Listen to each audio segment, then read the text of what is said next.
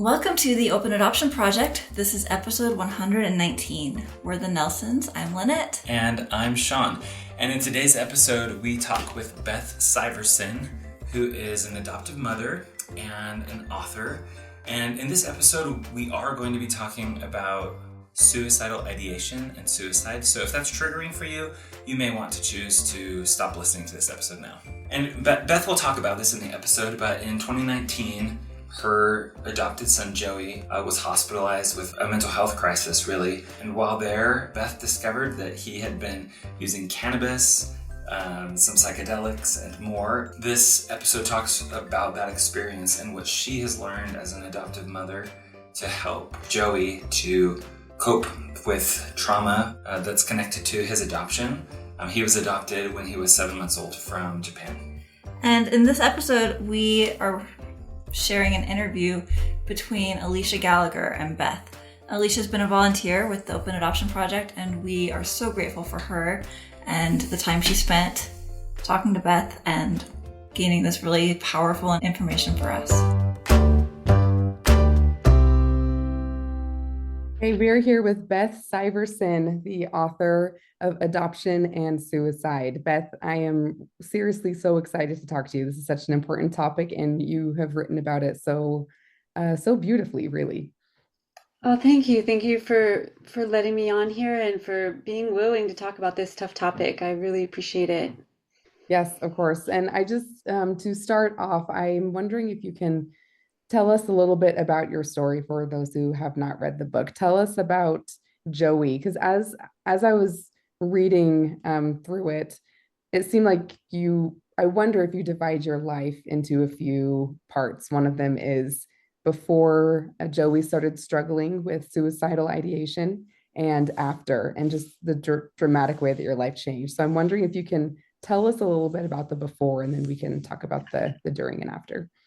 Yeah, that's a very good observation. Yeah, my life does kind of start and stop on February 7th, 2019, when he had his first crisis. But yeah, before that, so I adopted him with his adoptive father, who I later divorced, but we adopted him from Japan as an infant. And he was the most cute and cuddly and happy baby. And we just thought we won the jackpot. Well, I still do think we won the jackpot with him. He is really amazing, but he was just a vibrant, hyper, but in a good way, just like alive child. He was a great athlete. He was a musician. He is. I shouldn't be talking about him in the past tense here. But his childhood was just, from my perspective, he was an amazing kid, and we were so proud of him. And we thought everything was just good to go. We thought he was fine. And turns out he really, really was not fine for quite a long time. But I was super naive about adoption. I didn't know about adoption trauma or about relinquishment trauma or about any sort of attachment issues. I didn't know anything. They didn't tell us anything. In Japan, literally, they didn't speak English, the people that we adopted him from. And they weren't about to give us a handbook or some sort of manual. I mean, there really isn't one that exists anyway. But so I was naive. I wish I knew a whole lot of things, but I didn't. So now that's one of the reasons I'm out, with the podcast and with the book and trying to help other adoptive parents and families and teachers and therapists and people understand adoption's complexities better, because, man, I wish I would have known. Yeah. Well, yeah, that's what I appreciate so much about your book, is that you don't by any means paint yourself as the hero, that I knew everything and we did everything we could, and yet he still struggled. Like, the honesty that you're bringing, I think opens the door for a lot of other adoptive parents to realize that there is a lifelong education that they have to engage in. Yep. Every day I'm still learning. I still am paying attention as closely as possible to other adult adoptees that are willing to talk about their path and their struggles and their healing. Yeah, there's so much. And, we parents like to be right, and we like to make our kids the ones that are, a mess. And can you please just fix my kid? And that would be sure nice, honestly. But it's a family problem. When you have Mhm. someone that's suicidal, it's not that person's problem in some sort of isolated bubble. It's a family problem, it's a systems problem, even like a cultural problem. Like Mhm. it involves everyone.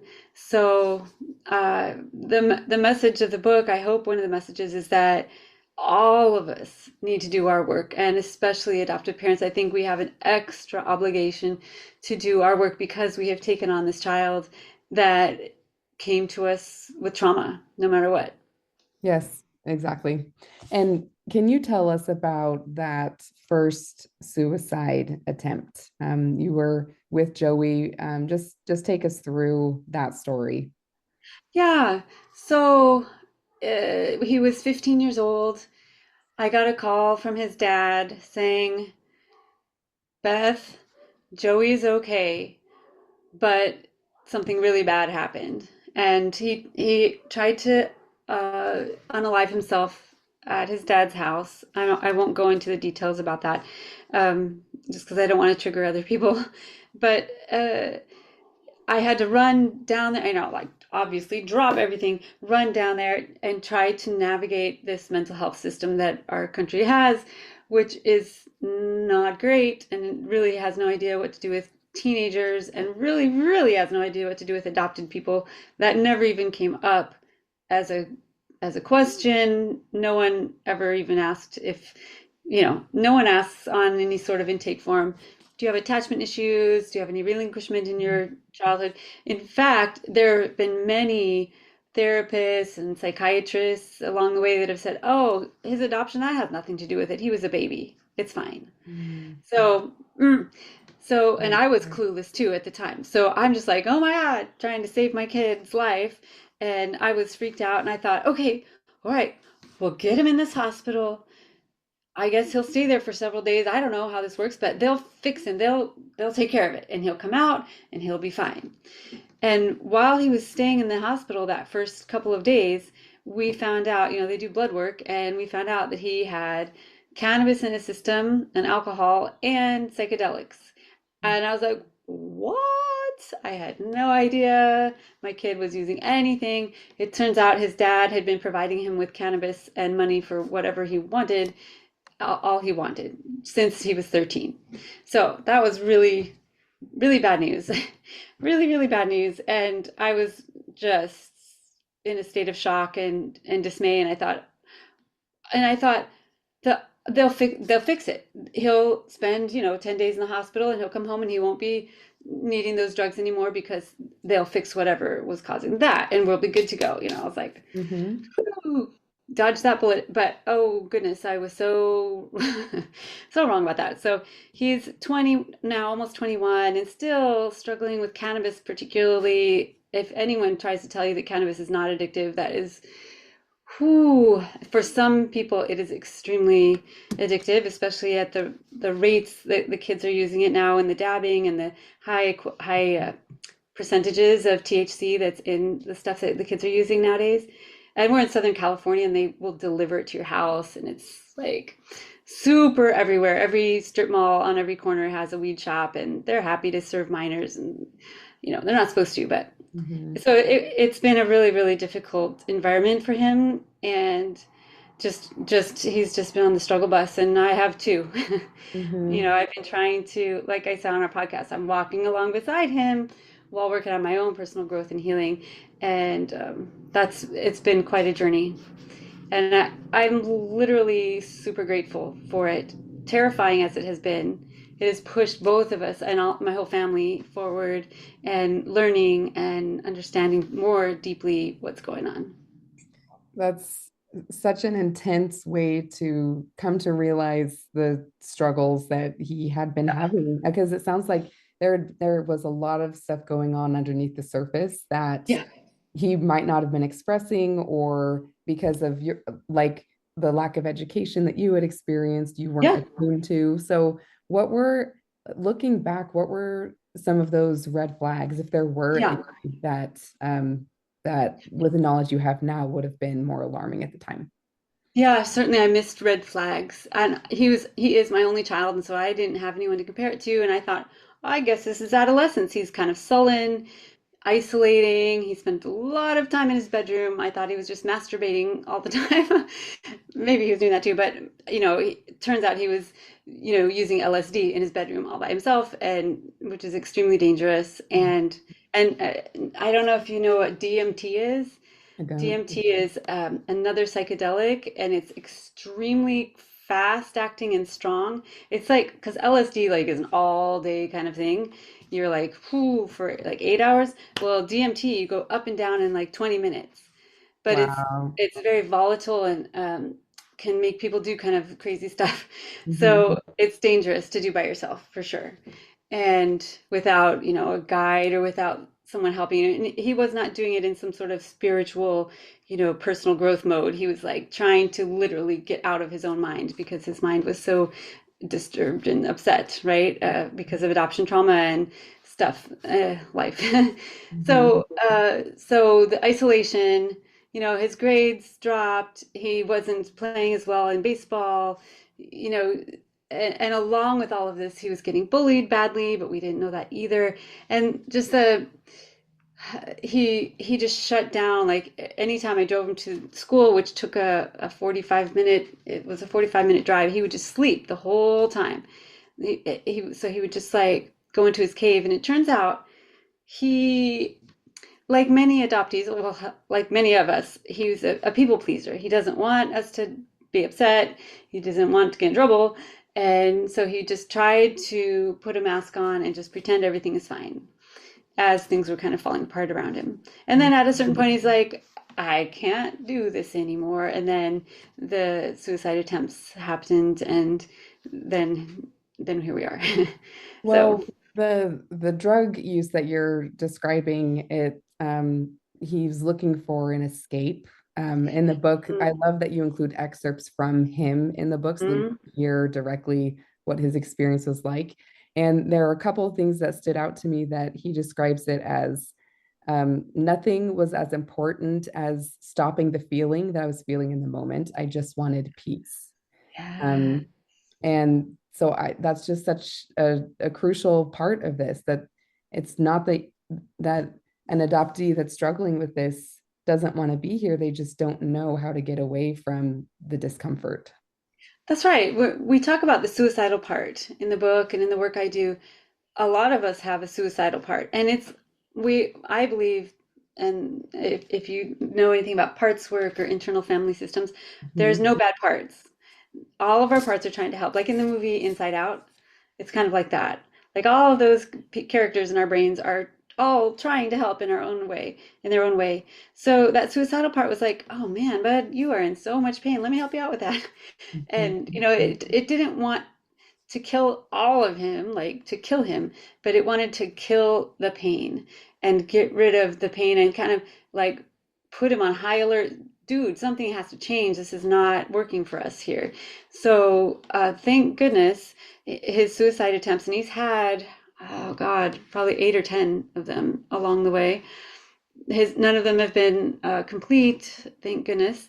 Mhm. And he just keeps going day after day after day, which I admire him greatly for. And I should have said this towards the beginning, but I guess obviously because he co-wrote the book with me, he wants our story out into the world. And I told him I was doing this podcast, and he said, "Go, mom, just go do it and share our story." So I want everyone to know I'm not telling his story without his permission and his blessing.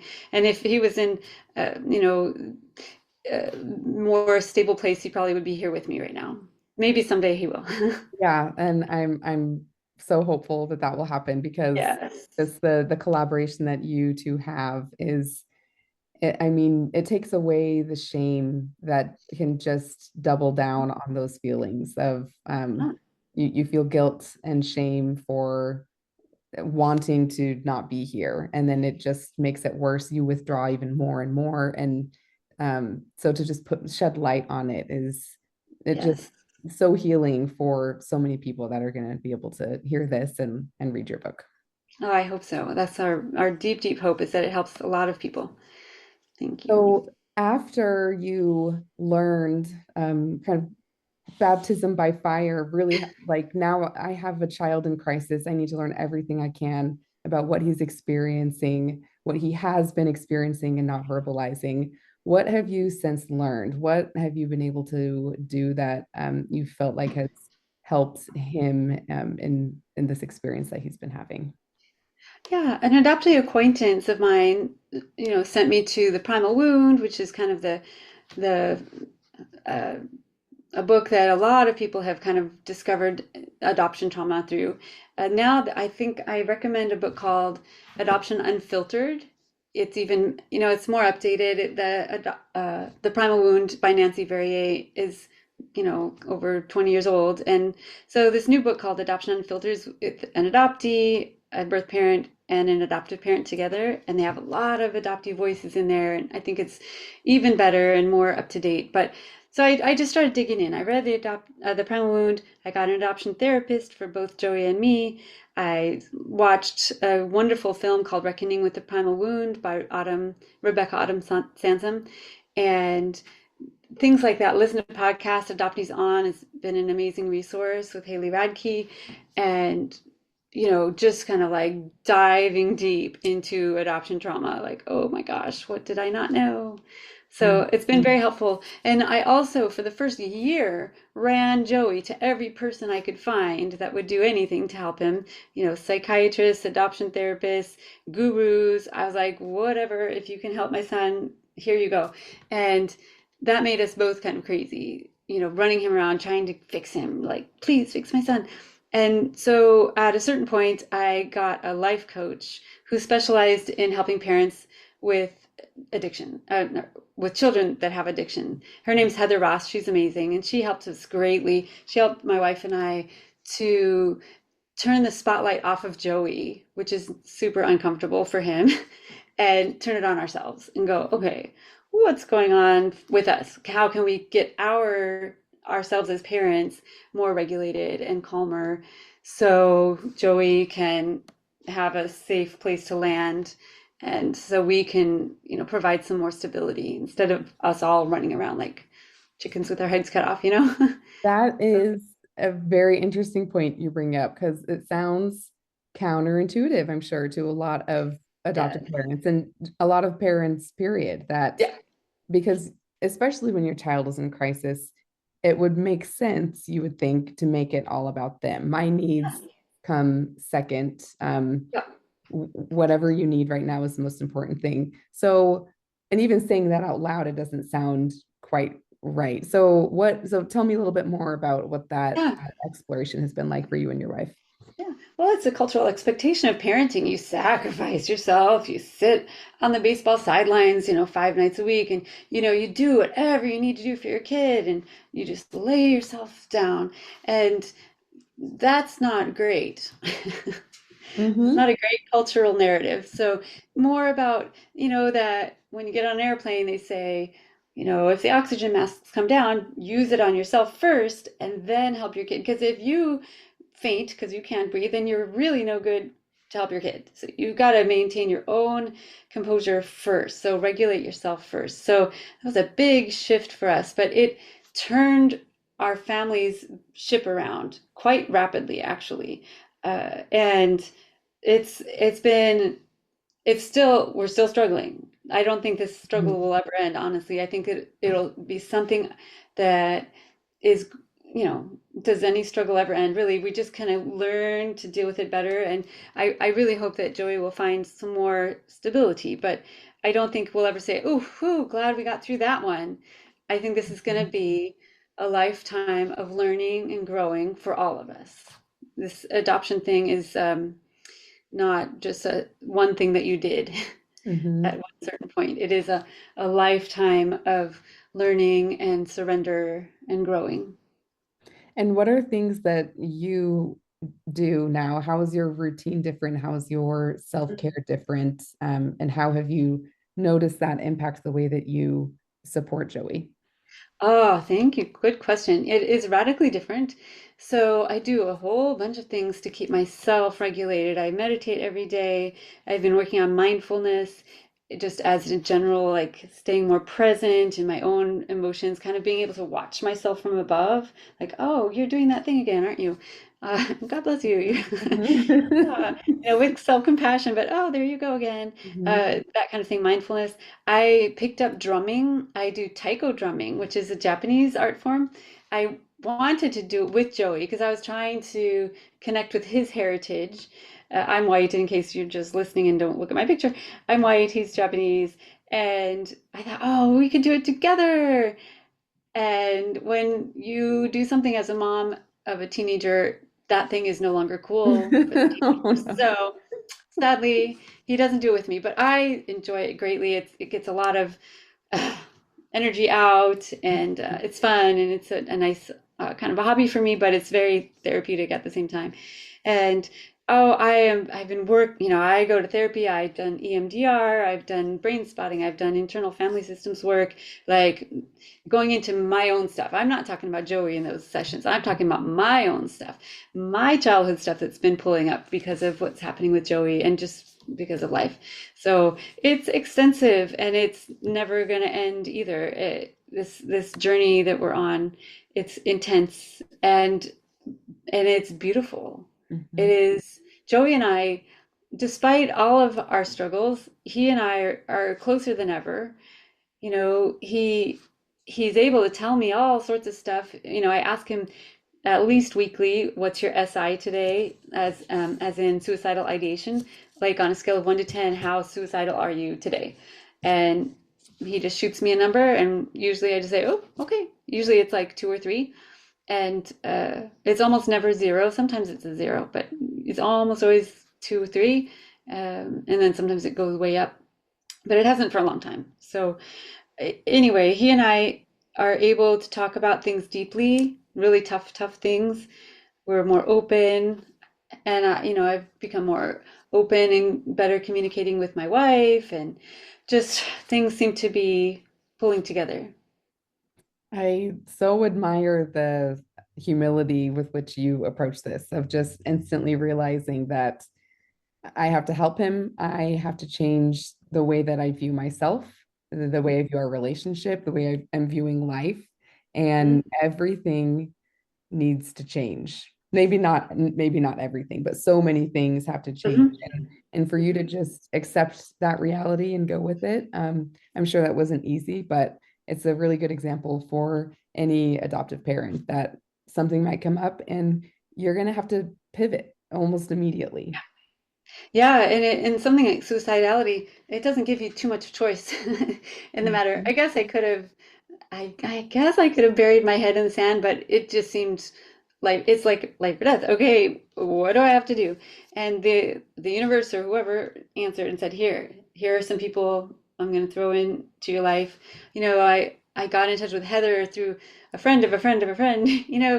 Just people kind of get drawn into your life that you need at a certain time. And so I'm very grateful to all those people along the way. And yeah, just the more you fight against the reality of whatever's happening, the harder things go. And if you go, okay, my son is suicidal, that sucks.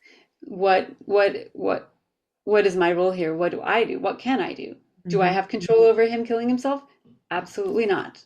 There's nothing I can do if he wants to kill himself. I have no power over that unless I'm standing right next to him and can, yank some weapon out of his hands. Uh, so that leaves me. That leaves me. What can I do? What can I do to be a, a warm and accepting, safe place for him to come to? Because parents, if you are freaking out when your kids are suicidal, that does not help. Mhm. We don't need to freak out because they're already freaked out. So it takes so much work and it's a daily practice. Honestly, I'm still working on this to stay calm no matter what your kid brings you. Say, oh, you're feeling suicidal today. What do you need? How can I help you? Do you want to just talk about it? Do you want me to just sit here and listen? Do you need me to get help? You want to go out for a walk on the beach? And to be able to stay in that place and stand with your child or somebody else that's suicidal, super, super hard, but that's what they need. They need to be listened to and acknowledged. And I want to just say that throwing them into an ER or throwing them into a hospital is not that effective. Yeah, I want to talk about that because that is it sounds like you could write a whole other book on just that. I love that you are just so honest about what his experiences were like. And then in his own words, there one of the accounts he describes, um I think his most recent one, that he got really upset, and then a doctor came in and said things that made him just feel more shame. Oh, And and in Joey's words, he said, "I just wanted someone to say, 'We'll help you.'" yes. That's all he's wanting. And so what you're describing in that conversation with him when he's describing any suicidal ideation he's having that day, and your response being, "How can I help you?" is, I just I can imagine that just being a healing thing to hear from his mom, that I'm here for you, I will help you, and you just want more people to respond to him that way, I would imagine. Yes, that's what they need. That's what that suicidal part needs. And if a person that is suicidal can even develop that within themselves, oh, I hear you, suicidal part. What I hear you're loud and you're like a bright blinking light. What do I need to do? That is where the healing comes. It's not throwing you into some sort of isolation, some sort of jail like 5150, psych hospital Mhm. where they just literally just throw you in there and just like say stay there and they don't help you. It is listening, and that it was a hospital chief that did that to my son. Well, yeah, it's in the book, but he punched a hole in the wall of the ER, which is not great. But he felt like a trapped animal because of the way they treated him, and he was in there for suicidal ideation. You would think that they would be gentle Mhm. and patient and compassionate with a person like that, but no, this hospital chief came and said, "I know kids like you. I know you're just looking for attention." And Oh my and part of me gosh. is like, yeah, you know what? He is looking for attention. He's looking for somebody to say, "What can we do for you? You obviously are very hurting." Is that such a horrible thing? Is that the end of the world for somebody to be seeking attention? But the way that he said that, and at the time my son was restrained, which is probably a really, really, really good thing. Um, but that completely traumatized my son. Like it would have been better for me never to have taken him to that ER because it made it way worse. So I'm not going to take him to the ER again.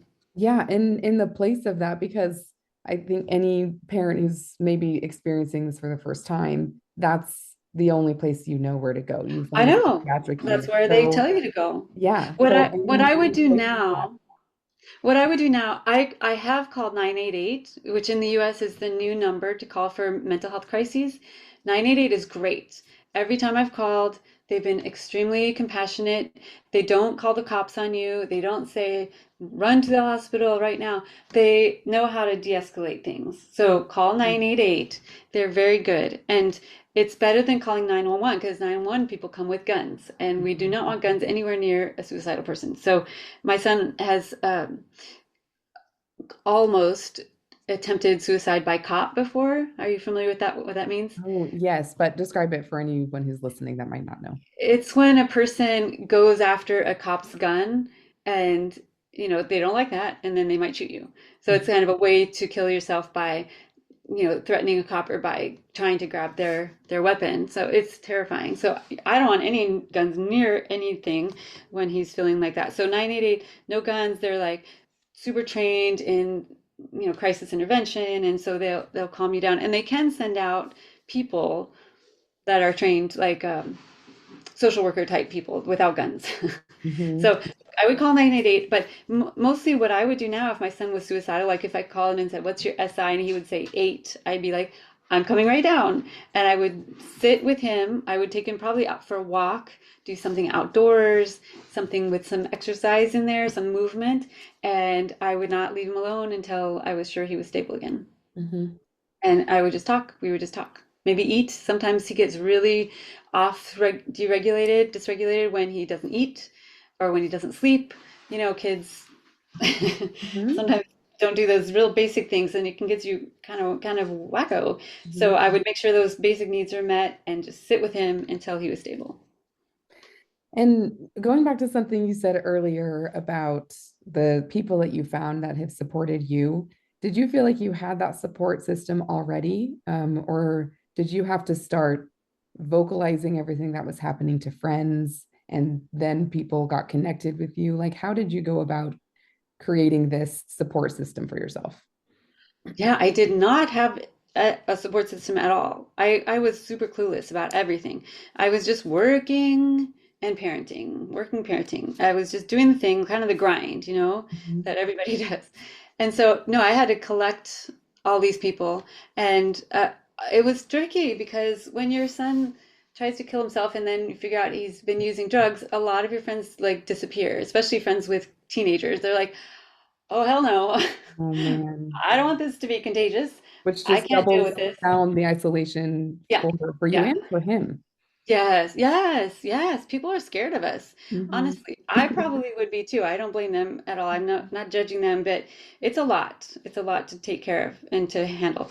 So, but it is not contagious. I just have to say. But no, I had to kind of reach out and I just dug into the internet and asked people for help and like just I don't know, the right people just dropped into my life. I think that the universe helped a lot and just said, "Here you go. Here are some guides. Do what they say." And at a certain point, you have to just say, "I have no idea. I have no idea. Tell me what to do." And then, luckily, some really beautiful people came and helped me out. And the compassion that's required of you to be with Joey in these moments, do you feel like you were already that kind of person that could be present and compassionate and understanding, or did it take a lot of work to get to the Hmm. point where you are now? That's a good question. I would like to think I was, but I was not real great at handling emergencies or high intensity situations. I'm kind of a sensitive person.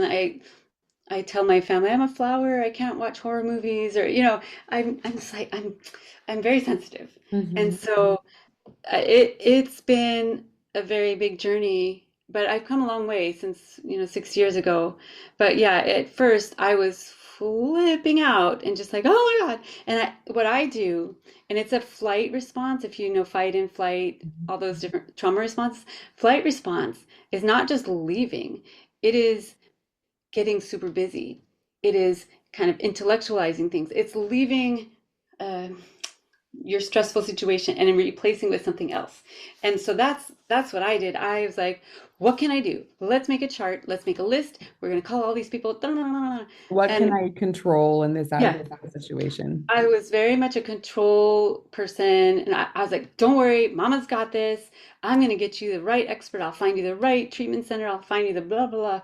And I guess that was better than nothing and better than just saying, well, go figure it out yourself. I Mhm. mean, I guess it could have been worse, but it just amped up the whole situation. It didn't help him feel more heard or understood. It made him feel like a project, a broken person, and he's not broken. He's responding exactly how a person would respond with the amount of trauma that he endured in his especially very young life. It sort of makes a lot of sense. So it helped a lot when I was able to calm my own system down and get myself more regulated and come at it with a calmer situation. That's really great. And the another thing about the book that we haven't mentioned is that in addition to talking about your experience and Joey's experience, is that you include contributions from 14, is it? People who are adoptees who have struggled with suicidal ideation or their birth parents. They're connected to this topic in some way, and they've contributed essays and poems. Mhm. Um, and I love that you did that. That is such a creative way to create a sense of community and not just you telling your story and this is it now, good luck, but for people to connect with some artful expression of what they've gone through to lessen that feeling of isolation. It's almost like you're saying, if this is happening, you need to talk about it. You need to connect with people who have experienced it, and you can find healing there. Yes. Oh, I feel so seen. Thank you so much for figuring out what we were trying to do there. Yes, we wanted to elevate more adoptee voices. That was one big push for that. And so I think 11 of them are adopted people. And then there are three birth parents in there. Two of them lost their child to suicide after reunion, which is just devastating. And then there is an adoptive parent in there besides me that has, she unfortunately also lost her child to suicide. So all of those voices combine and create this tapestry of pain and healing and hope and community. And we're continuing because I am bringing them along with me, and we go to speak for different organizations, and we have a monthly conversations about adoption and suicidality that we're hosting. We just had one on Sunday, and it was the most beautiful. We had 9 of us, 3 birth parents, 3 adoptive parents, and I think 5 or 6 of them are adoptees because some of them are more than one thing. And so we had all the sides, and just just witnessing an adoptive parent who lost a child talking to a birth parent that lost a child. And the adoptees are sitting Wow. there watching this, and just the alchemy that is happening and the healing that's happening in these rooms is really profound. It's beyond anything I ever imagined would happen. And this is where healing is. It's not in a hospital room. It's not in some sort of like medical system. It is talking with other people that get it. Hmm. I've heard a quote said, I can't remember who exactly it is, but that healing doesn't happen in isolation. Healing is an act of communion. And Mm. that just what you're describing, that for you to feel that way and for the participants to feel that happening together, you can't do it alone. It's too big. Yeah. Yep. Definitely. Yeah. It's a Well, beautiful thing. what words of encouragement, just to close things out, would you offer to an adoptive parent that is trying to support their child who's going through this? I guess we can start there. Okay. For adoptive parents, I would say to adoptive parents, I would say how important it is to do our own work. It's great when adoptive parents realize that there is adoption trauma and that their kids might be having some problems. That's great, but let's do our own work. Like, let's not ask our kids to do anything that we're not willing to do ourselves. Mm-hmm. I'm trying to reduce using my stupid phone.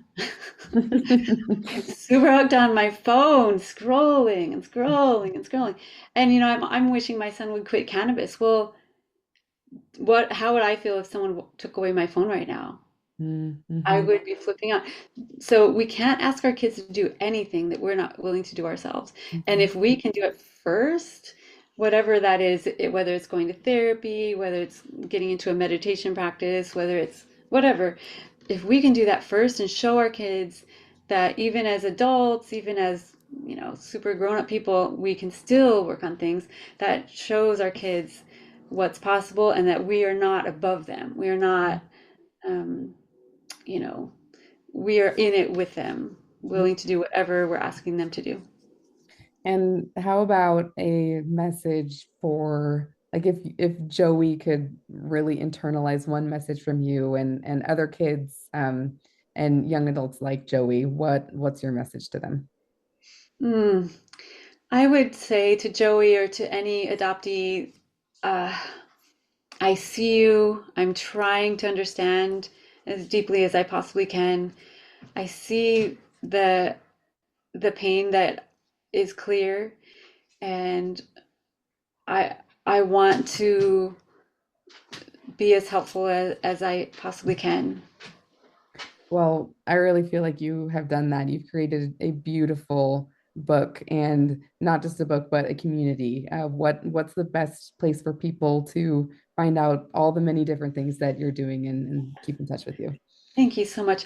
Yeah, our website is unravelingadoption.com. That has everything, including the third section of the book is a giant list of resources, and I've included that on our website for free, so you don't even have to buy the book. If you want to read more or find crisis numbers to call, or there's a ton of podcasts and essays about adoption and suicidality that are in the back of that book and other resources. So that's on our website too. You can find out about our events, our conversations, which are monthly discussion circles about adoption and suicidality. Our podcast too is on there. Just unravelingadoption.com. Amazing. Well, Beth, it's been such a pleasure to talk to you. Thank you for everything that you have done to bring light to this topic. Thank you, Alicia. Thank you very much for highlighting the book and for bringing me on. I very much appreciate it. I hope it helps a lot of people. Thank you so much to Beth, and also thank you to Joey for your willingness to share your story and your experiences to strengthen other adoptive families and to help us learn and hopefully become better equipped to handle challenges, mental health crises, and to better support and help each other. I just want to reiterate, and Beth said this in the episode, but not long ago in the United States, there was a new phone number developed, 988, that you can call if you are struggling with mental health or if a loved one that you're with is struggling with mental health. Like she talked about, going to the emergency room may be helpful, but in the case that she experienced and others that we're aware of, it might not always be the right decision. So please remember that. Yeah, so grateful for the resources that are available. So grateful for Beth sharing her experience. We also wanted to share a couple of quick announcements. So on the podcast before, we've talked about the First Families Project. It's a research project where researchers from 2 universities are interviewing birth parents from across the United States who have placed a child for adoption since about 1990. And there's compensation for interviews and everything's confidential, of course. If you're interested in that research, then please visit on Instagram at first_families_project. And we partner with them on some of our posts on Instagram. We will share links for them on our Instagram stories this week too. So if you or someone you know might be interested in participating in that research, we highly encourage that. It's a really great project that's really focused on hearing authentic, genuine experiences from any birth families who are willing to share. We also want to thank Alicia Gallagher for her help with this episode. She has been so instrumental and helpful with our podcast. She volunteered with us for the last year and was just so wonderful to work with. And she is doing other awesome projects now, and so we just wanted to really let her know how much we appreciate her. At the podcast, a lot of the work that we do is volunteer-based. We don't make money off of this. It's really a passion project, and so if you are enjoying the podcast and want to help support us, the way to do that is really through buying the Openness Guide for Adoptive Parents. It's available online. If you go to openadoptionproject.org, you can find that there. And all proceeds from the guide go right back into the podcast, paying our podcast fees and helping us stay on the air. One more thing that you could do to support the podcast is to share it, or at least like it on whatever platform you're on. Give us a rating, write a comment, share it with people that it might help. The more comments that we get, the more ratings that we get, the more hopefully good ratings, right? Yeah. Right, yeah. The more that it will show up in searches. So if you haven't yet, please go ahead and give us a 5-star review. Like Mama always said, if you can't say something nice, don't say it at all, right? I mean, that's a nice principle. Maybe not always lived. But we'd appreciate your help with that too. Yeah, we are almost to our 4-year anniversary on the podcast, which is so exciting. Coming up quick. Yep. We love being here. We love having these conversations and learning with you. Thanks for being here so much.